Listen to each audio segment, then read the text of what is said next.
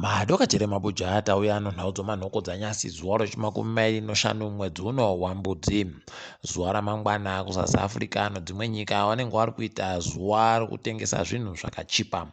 Munoita kungwarira kugotengesewa zvimwe zvinenge zvichitodhura kudarika mazuva ese.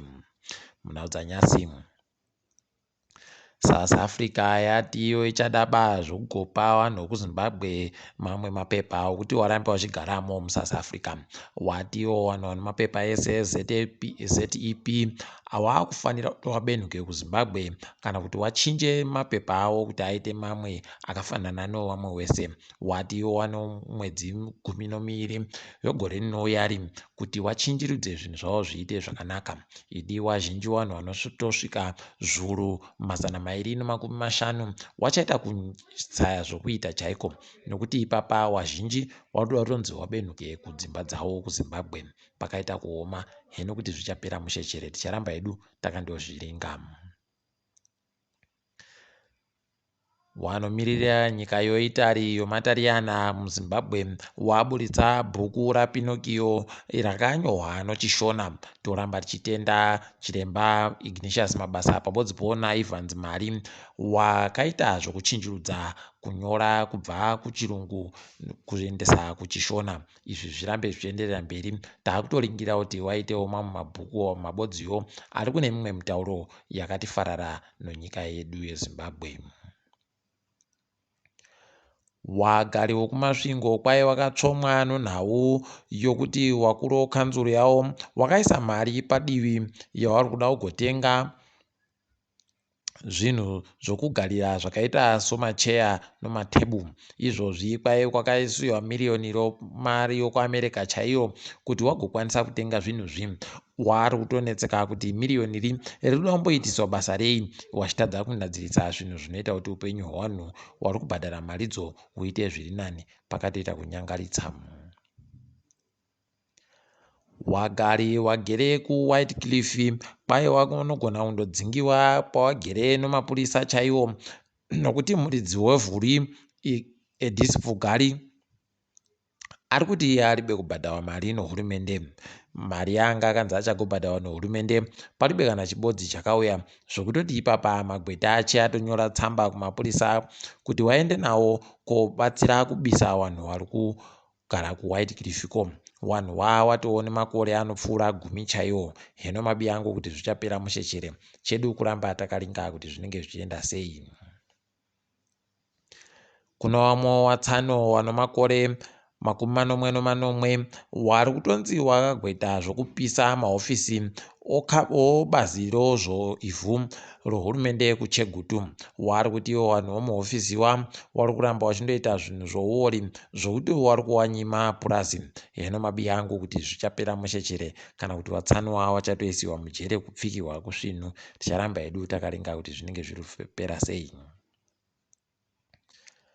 Wanoringa zvokuverengiwa kwezvinhu nevanhu watiwo makwiri ezvinhu munyika ari kusvika pazvikamu 50 kubva muzana pagore nepagore, kubva pa54 kubva muzana pagore nepagore mwedzi uno. Ipapa wati makwiri ezvinhu pamwedzi nepamwedzi atosvikawo pazvikamu 5 kubva pazvikamu 6 zvanga zviripo mwedzi wapfuura. Idi pakatoita kuoma asi tiri kuona hedu zvinenge zviri kuita zviri nani kana kuti chiri chokwadi. Mthuli nxube yenyasi wagopa mureketo wavo unochekuita nourongwa hwokutuhwa kwemari hwogore rinouya. Ipapa watiwo urongwa hwohwu hwagotura nyasi hunoita mabhiriyoni omari yomunyika 221. Ipapa zvinhu zvizhinji zvatagoboya tikutandaukupai nyasi, zvimwe tokupakurirai mangwana, asi bazi rohurumende rinoita nezvoivhu, kurima pabodzipo nomvura nokugarisana zvinhu kuvanhu kwairapuwa mabhiriyoni 124. Apawo mari dzokubhadharwa kwamabasa ehurumende kwairapuwa mabhiriyoni 340. Ipapa mari iyi ndo zvikamu 40 chaiwo kubva muzana zvomari yese yehurumende iri kuringirwa gore rinouya. bazi rinoringa nezvomutemo pabodzi poono zvinoitika kudare reparamende kwai ragopiwa mabhiriyoni 20 zviuru 400 zvomamiriyoni omari yomunyika. Ipapa kwai wanobuditsa masoko wapiwa mabhiriyoni 2 mamiriyoni 400. Bazi rinoizvokuitika munyika rapiwawo mabhiriyoni aro 40 apawo rinoita zvokudzivirira nyika rikagopiwa mabhiriyoni 60 ribodzi. Zeki inotekedza sarudzo yapiwa mabhiriyoni 10 ribodzi, apawo dare reparamende rikapiwa mabhiriyoni 14. Ipapa kwai komisheni inoringa nezvovhu yapiwa bhiriyoni ribodzi nemamiriyoni 700 omari. Komisheni inoringa nezvokugarisana zvezvinhu kuvanhu yagopiwa mamiriyoni 440 ribodzi. Komisheni inoringa nezvekodzero dzevanhu yagopiwawo mamiriyoni 403.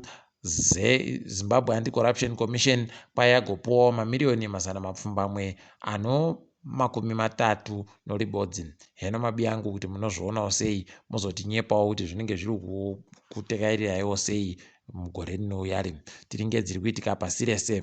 South Africa yagotiwo yaboya kamwe kanhu kodziwa mupengo kaakutenziwa kuti B11529 idi pakatoita kunyangariwa chaiko zvokutoti ipapa wazhinji wakutoringira kuti kunogona kuitiwa pokare mupfigwa wakasimba mwedzi uri kuuyayo. Ticharamba takaringa.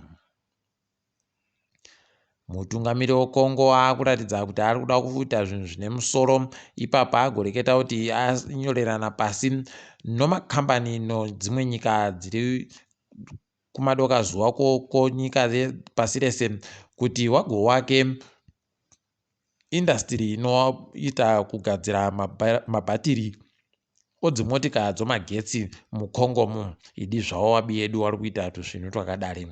Kwai kuNigeria kambani yondege yonyika yeNigeria ichadotanda kutekaira kubhururuka mugore riri kuuya. Heno kuti izvi zvinhu chere kana kuti zviri kumbodini.